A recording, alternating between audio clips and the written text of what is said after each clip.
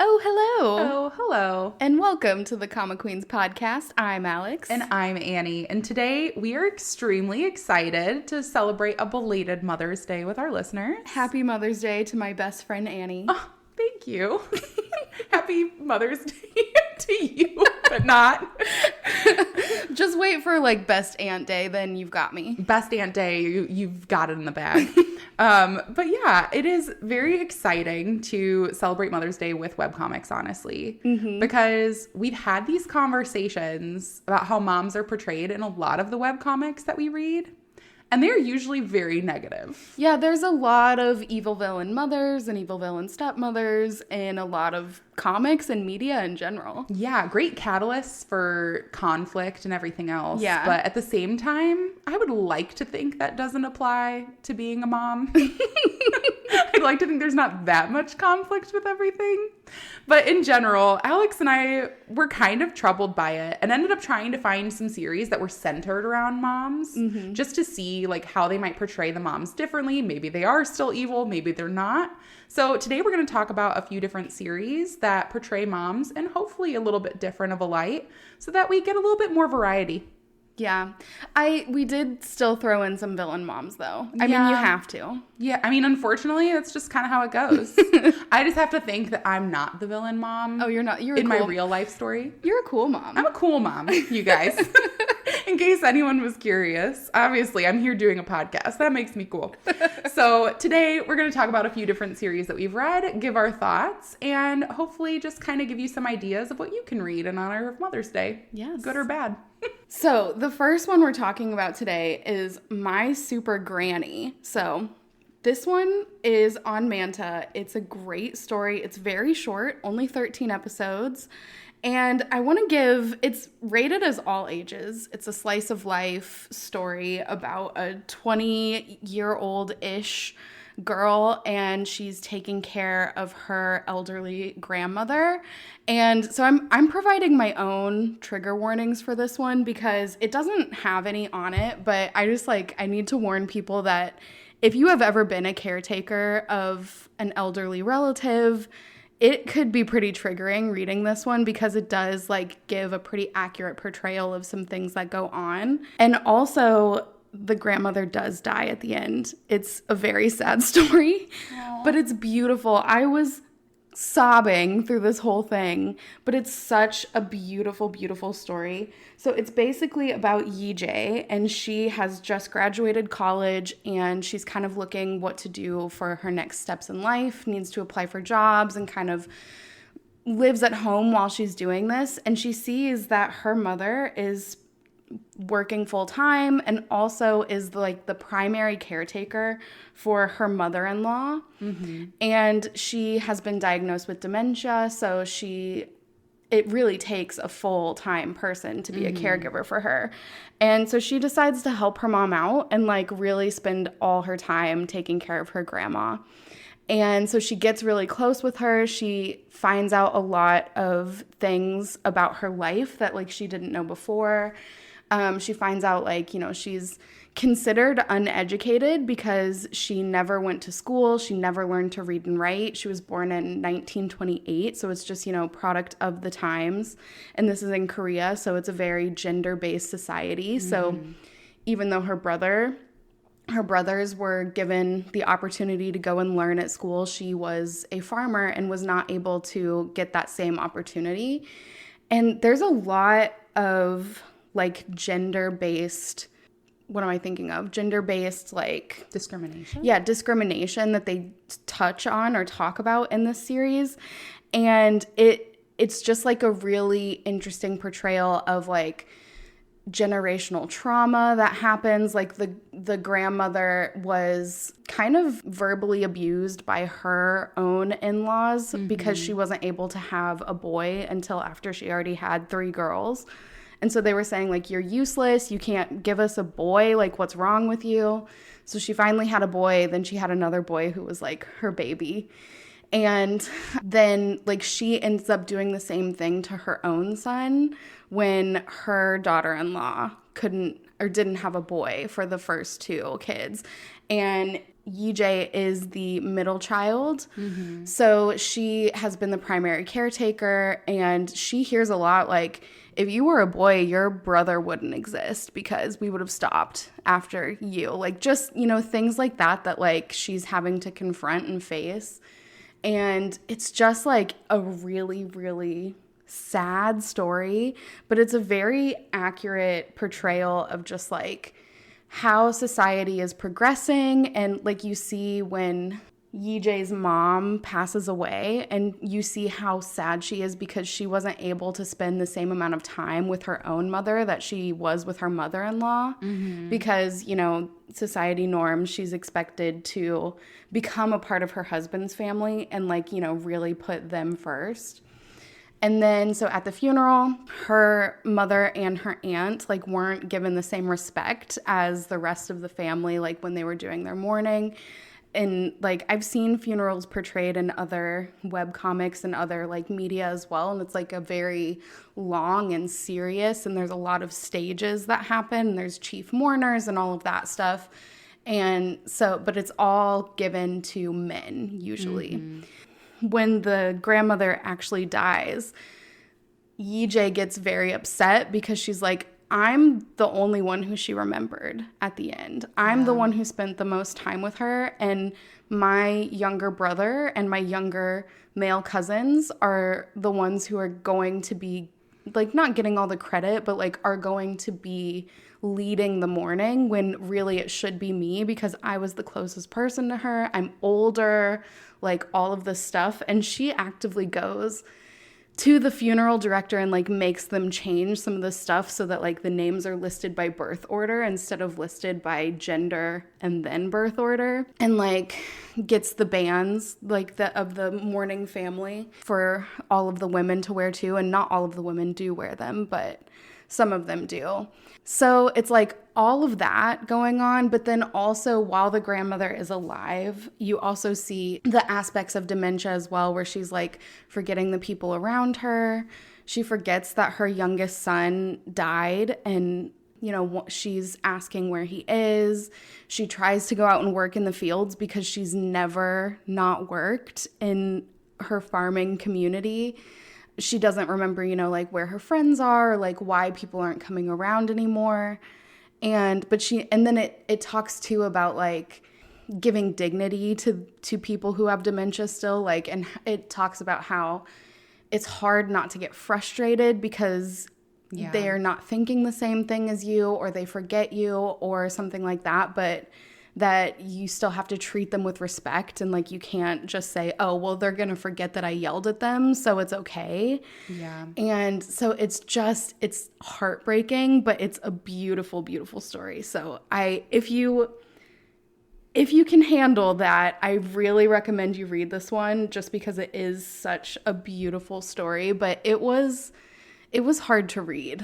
Yeah. I will say, as somebody who has had two grandmothers who went through basically the same thing, Alzheimer's and one who went through dementia, it is hard to deal with. Like, you can only imagine how hard it is for the person who's experiencing it and going through it, and you love them and you care about them.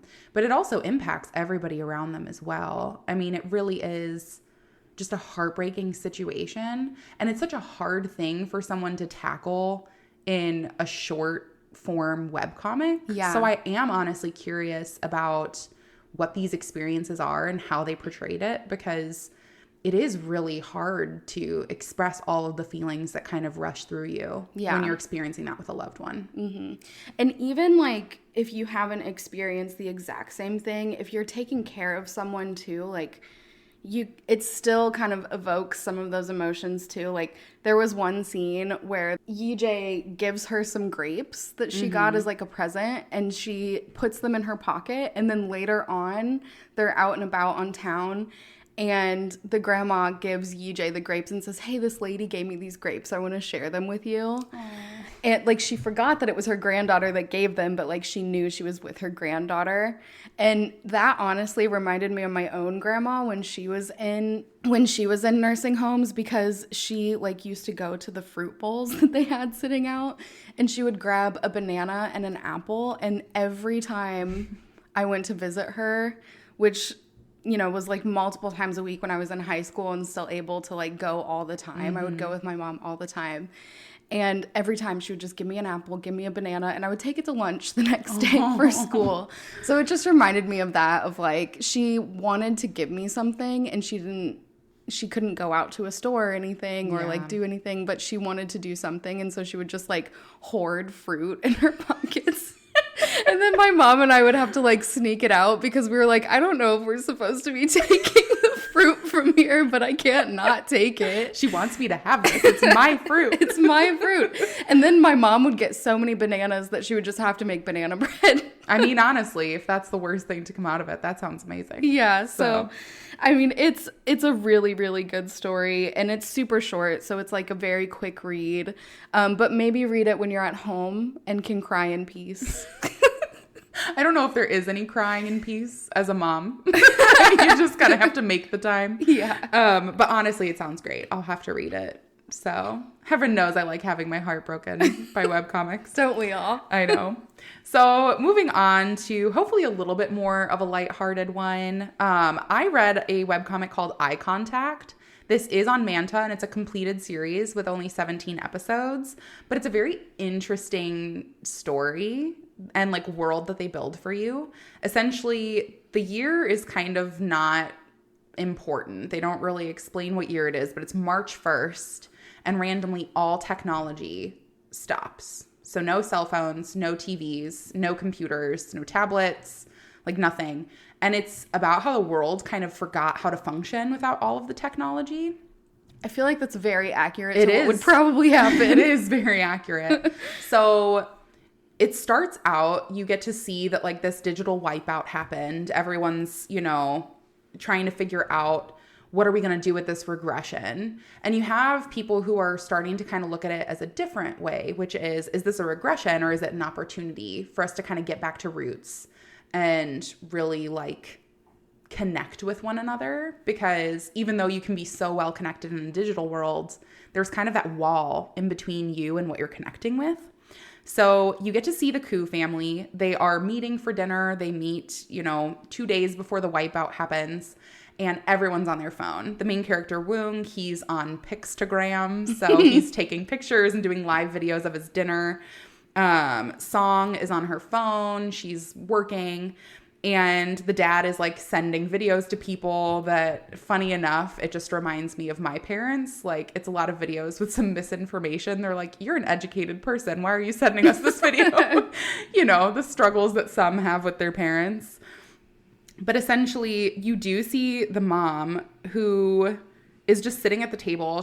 They're at this Korean barbecue, and Soo-hyun, the mom, is like, can everyone put their phone down? Can everyone just like look at each other and like connect? And like, how was your day? And no one's responding to her. Mm-hmm. And so she's just cooking the meat. She's like, the meat's gonna get cold. The meat's getting tough. No one's, listening. And she finally just like has it. She's just like, I'm over this. Like, everyone put the phone down. I'm sick of technology, etc.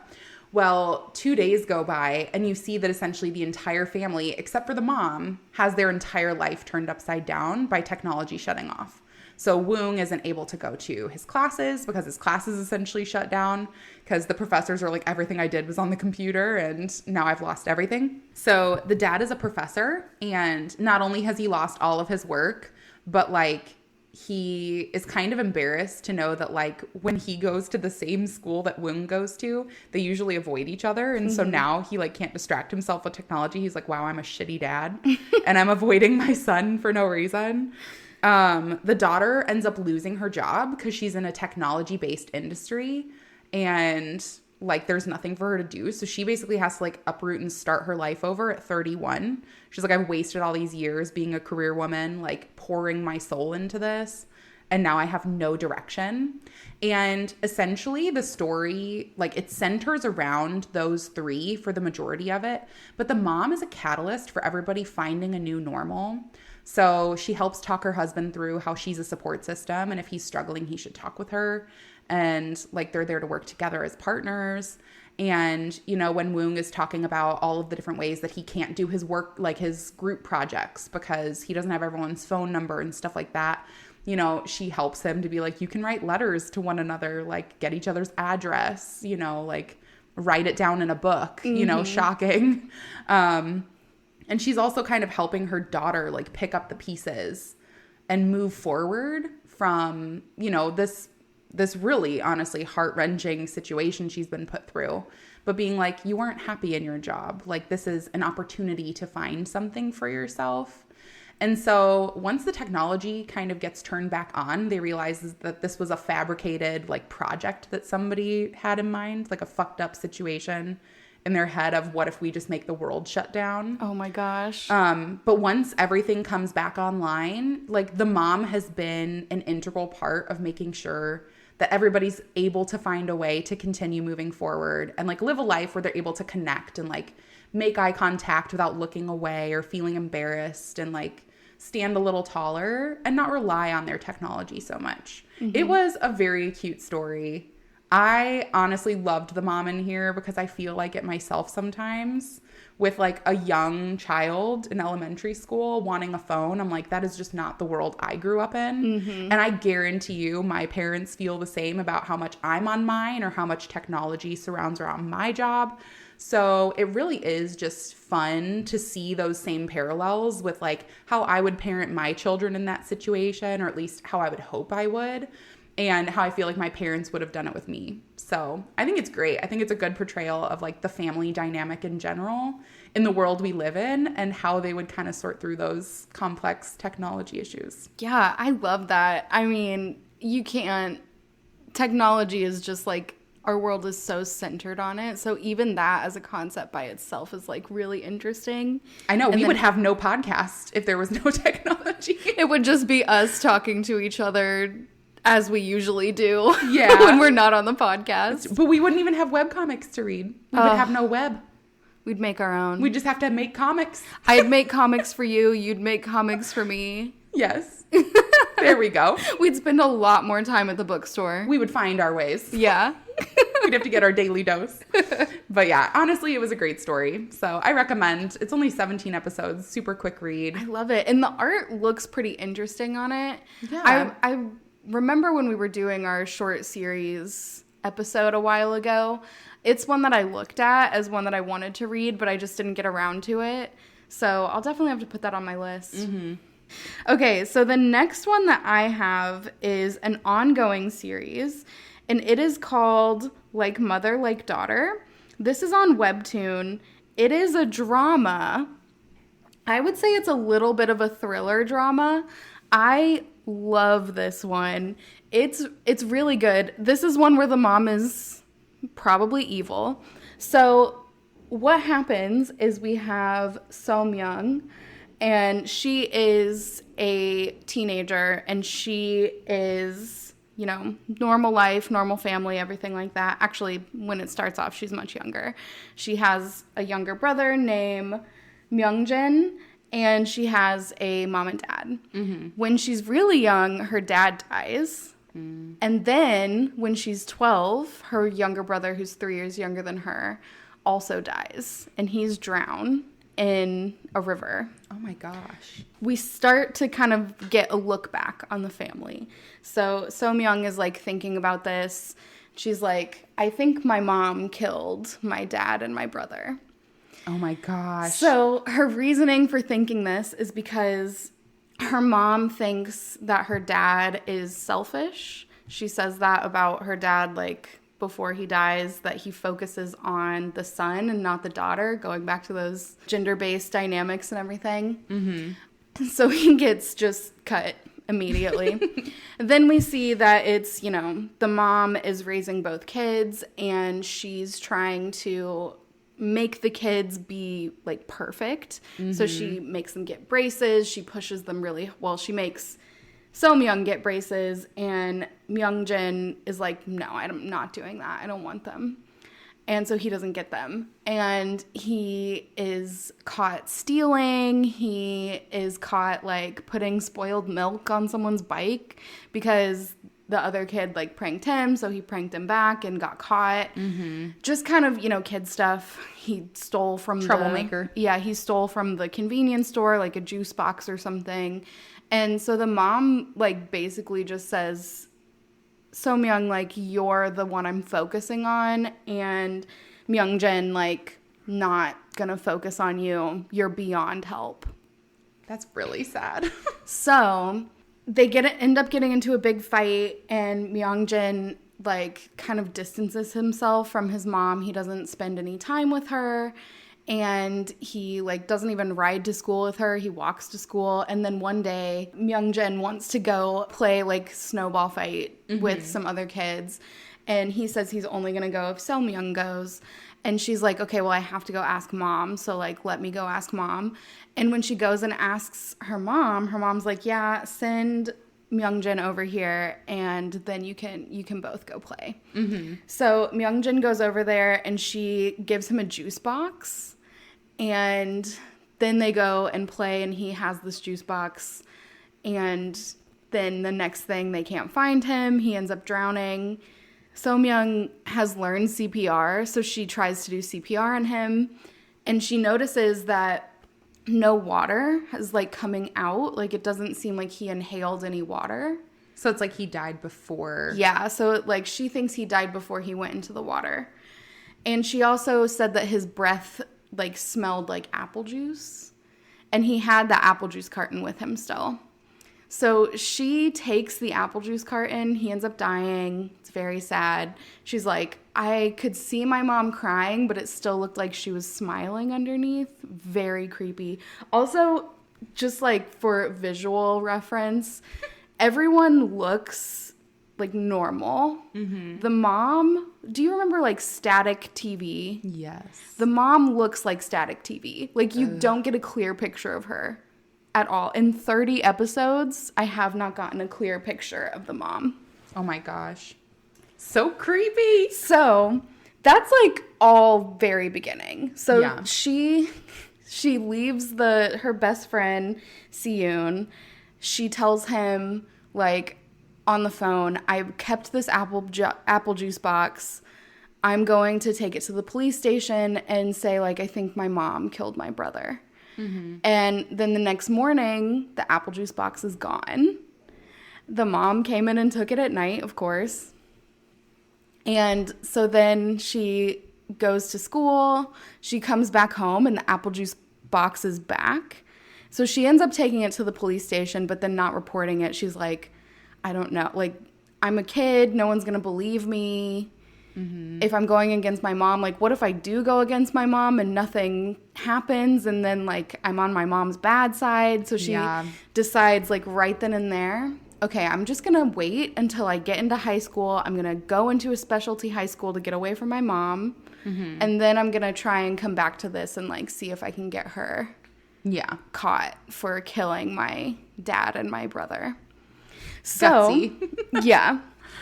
So life kind of goes on. She ends up going to a middle school, and she meets this girl, Namsu, who is kind of awful.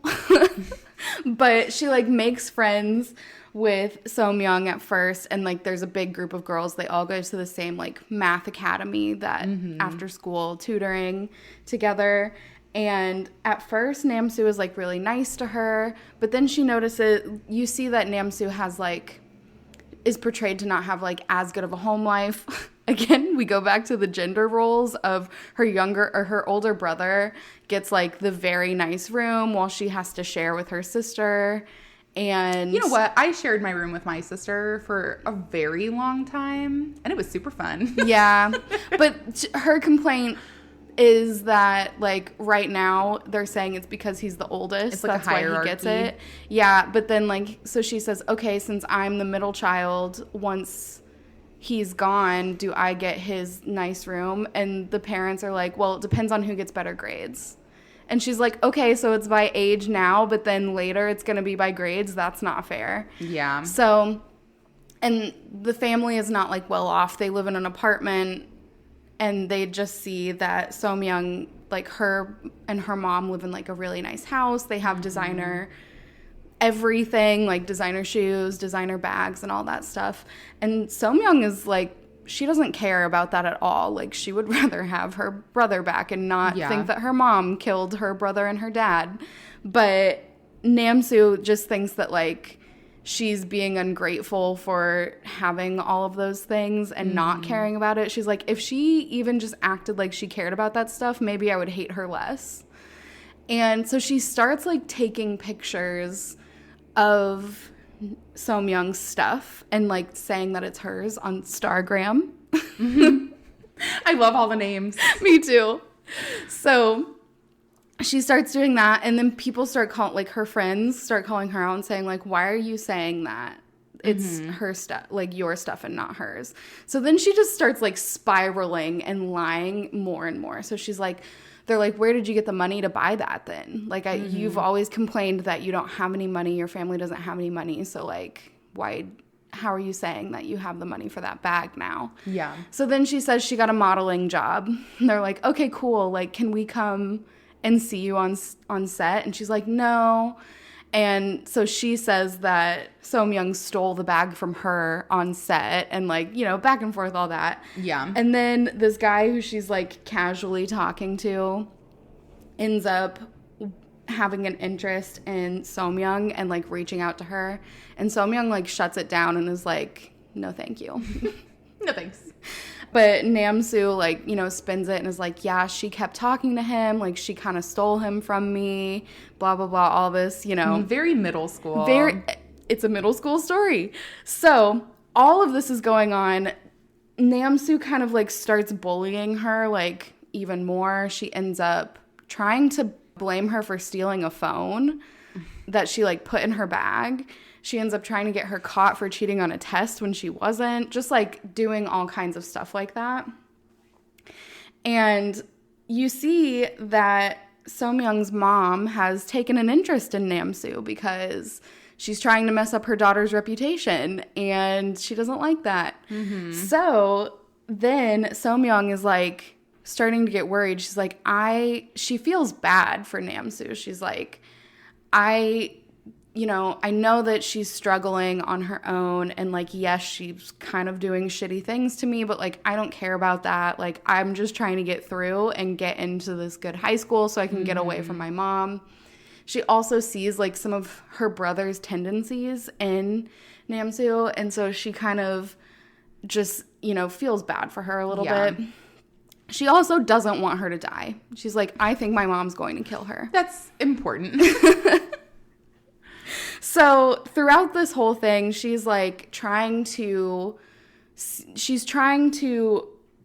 tell make it so that her mom doesn't know what Namsoo's doing. She's trying to maintain good grades. Her mom said, if you get all A's every semester in middle school, then I'll let you go to a specialty high school. So she's, like, number one in the class. Yeah. Every semester, almost perfect scores the whole time. Yeah.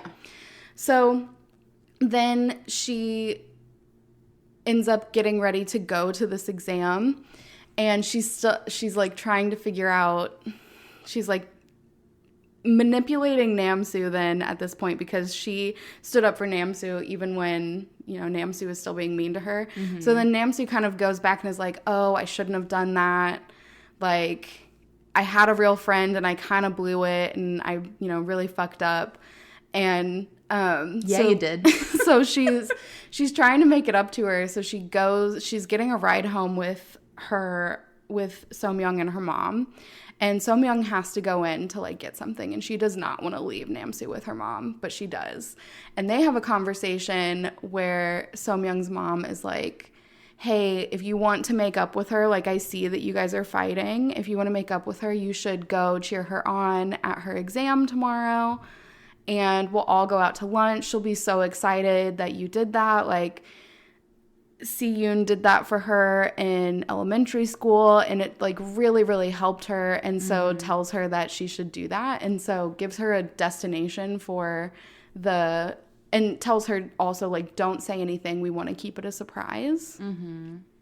Gives her a destination that's, like, an hour and a half away for the test. She's like, yeah, that's kind of weird, but maybe like I know one of the schools she's looking at is over there, so maybe that's why the test is so far away. So then the next day she takes the test, everything goes off without a hitch, but Namsu's not there with the mom.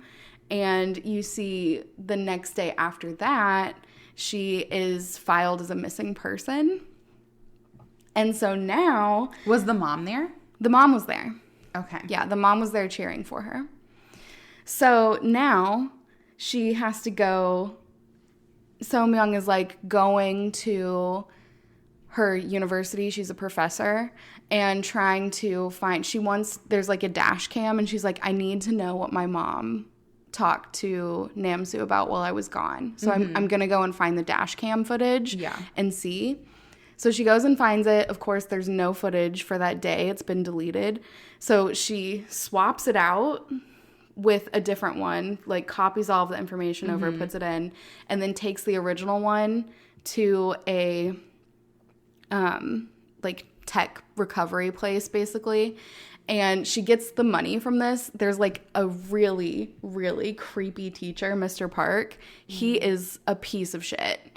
He's cheating on his wife. He's like working at multiple schools when he shouldn't. He's like very like inappropriately touching the children on their shoulders and like putting his hand on top of theirs on the mouse and just like very disgusting. And so like he's a villain, but So-myung uses this against him and blackmails him and says, give me the money to get this taken care of or I'm going to expose you. So he ends up giving her all of this money to get this done, and she goes to have the hard drive like put back on. Basically, it was erased, and she's trying to get it back.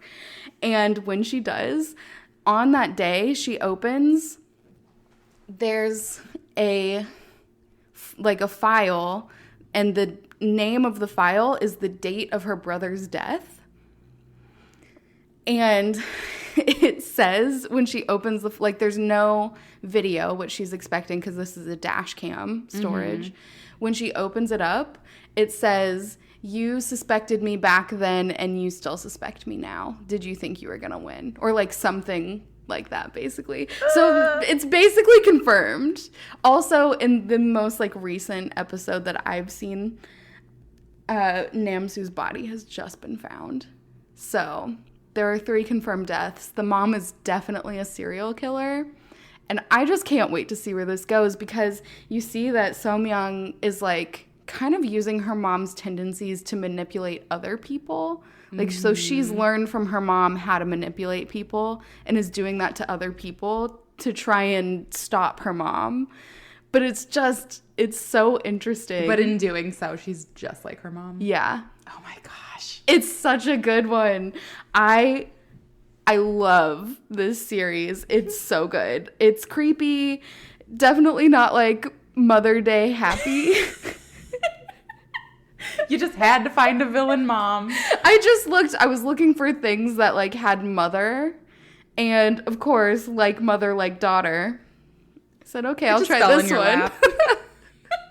Honestly, though, it sounds right up your alley. It really is. I love it. I think you should read it too. I mean, it sounds really creepy. I probably will. Yeah. I mean, why not? Honestly. I've been getting really into the creepy ones lately. So. You're a lot more into your horror and thriller mood recently. Yeah, I am.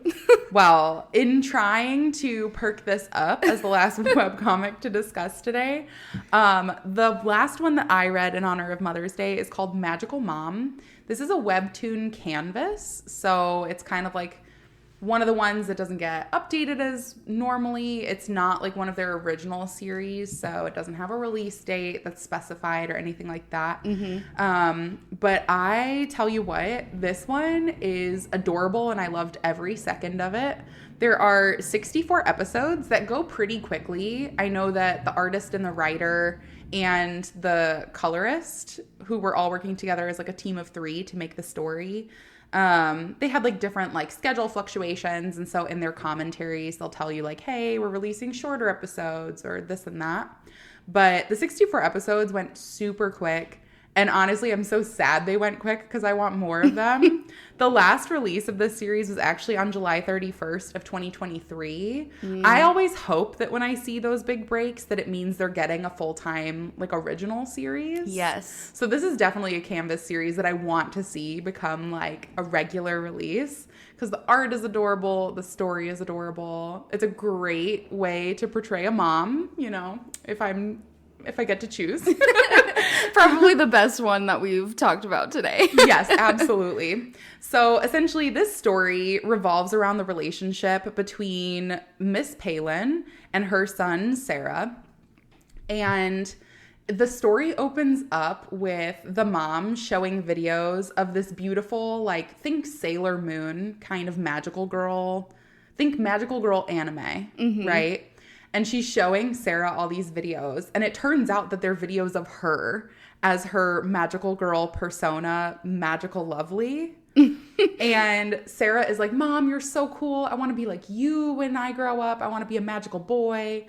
And, you know, she's just like, oh, you know, you can do whatever you want. You can be whoever you want to be.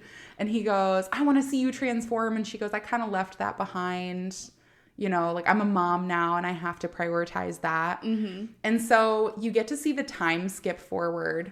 And Sarah's now in middle school. You know, he wants to be like fitting in with the cool kids. And he brings his mom to career day, which since she's kind of foregone being this superhero, now she gets to just be like a normal like nursery caretaker. So she just works as a caretaker in a nursery for all these kids. And Sarah is a little bit embarrassed of his mom. Like, he has a friend in the class, Andres, whose dad went first. And he's like this super cool and boisterous, like, police officer. And he's talking about all the crime that he stops and everything like that. And everyone's cheering for him. And then his mom comes up, like the teacher, Miss Iris, calls up the mom. She's like, it's your turn. And, you know, the mom is like very proud of the work that she does. She's like, it's so important to have a good, you know, daycare worker. Like, here's all the things that are required of us. Like, here's how we care for the kids. And everyone's like yawning and kind of like, oh, your mom is so cool. And so Sarah's like a little embarrassed. Essentially, the teacher somehow knows that the mom was Magical Lovely. And she's like, I think you have a job that you could talk about, you know, that you did previously. And you could show all the kids and they might be more impressed. And so she ends up transforming and like showing everybody that she's Magical Lovely, which like since she's taken such a long break, none of these kids know who she is because it's like in the past. But all of a sudden the teacher, Miss Iris, turns into a villain and she has her own persona.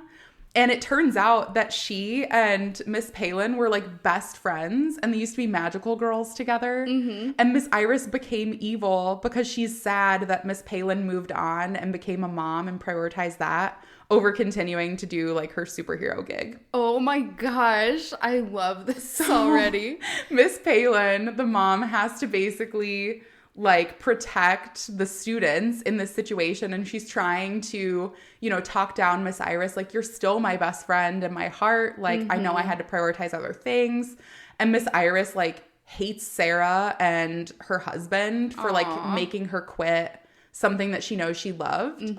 And so they have this like very in-depth conversation, which made me tear up. I don't think it's supposed to, but as an emotional mom, it made me tear up because you see from Miss Iris's perspective, she's like, you never should have stopped being Magical Lovely. Like, it's something you loved and everything else. And she's like, but I love being a mom.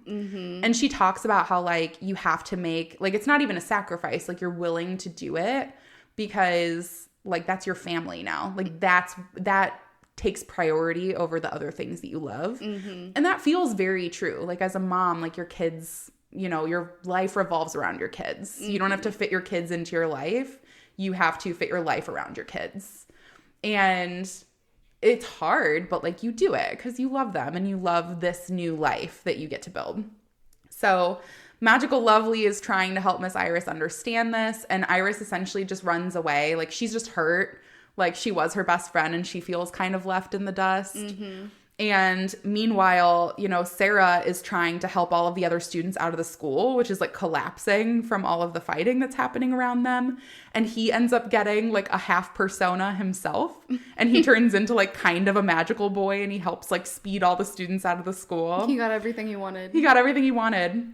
Well, anyways, the story progresses. Sarah's like, oh my gosh, I want to become this magical persona. And the mom's cat, Mr. Shogun, ends up being able to talk to and communicate with Sarah, which means that he has the magical power in him as well. It's always a cat. It's always a cat. The cat's a grandma. He's not. But Mr. Shogun is essentially like Magical Lovely's partner in crime. And he ends up like training Sarah on how to use all of his mana, etc.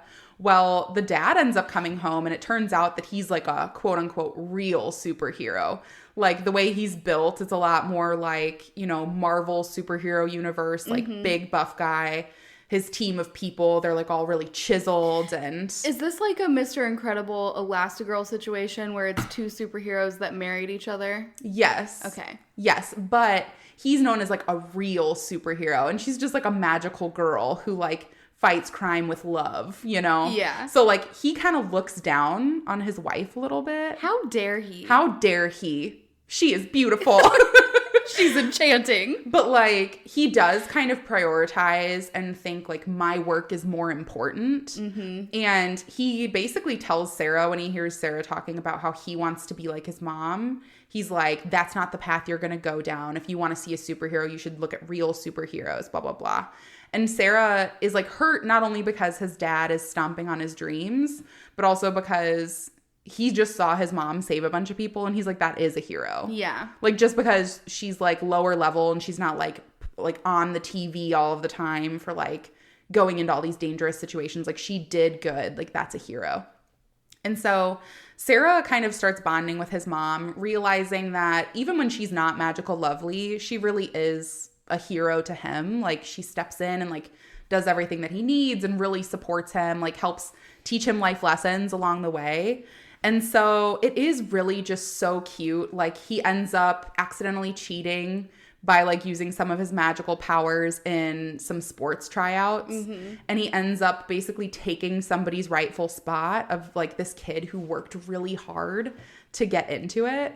And this student, Lucas, who got beat out for the football tryout, ends up basically also having mana. But since he channels it like in a negative way, he becomes like a temporary supervillain. Oh no. And so Magical Lovely and Sarah, with his new magical persona called Adora Flora.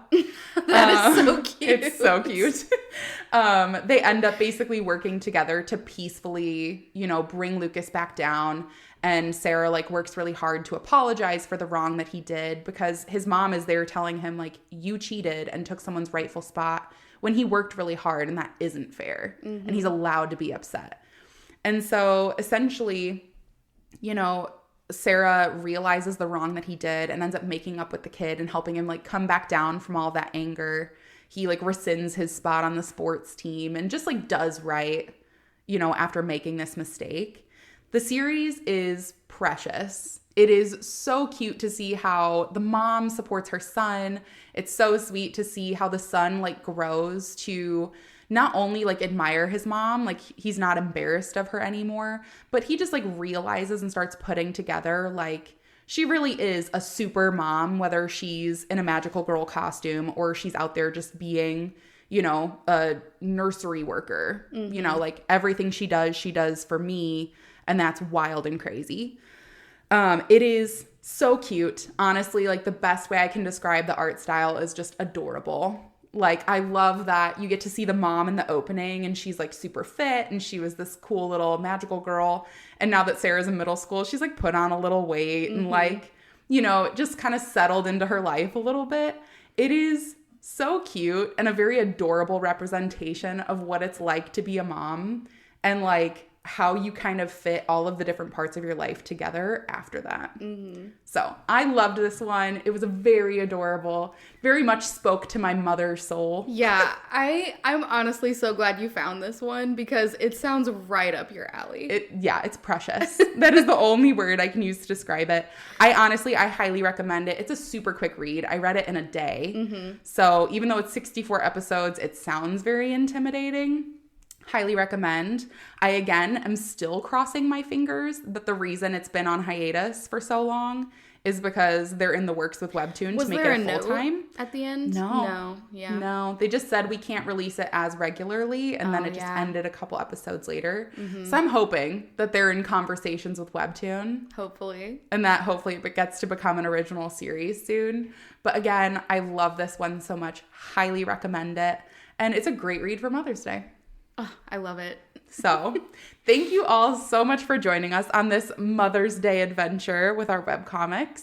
We're so happy that you could listen to these. If you have a favorite webcomic with a mother who hopefully isn't murderous, and or maybe she is. Maybe she is. Who knows? And you'd like to make any recommendations, feel free to let us know by, reaching out to us in the information in the description. And looking forward to talking to you on the next one. Goodbye. Bye.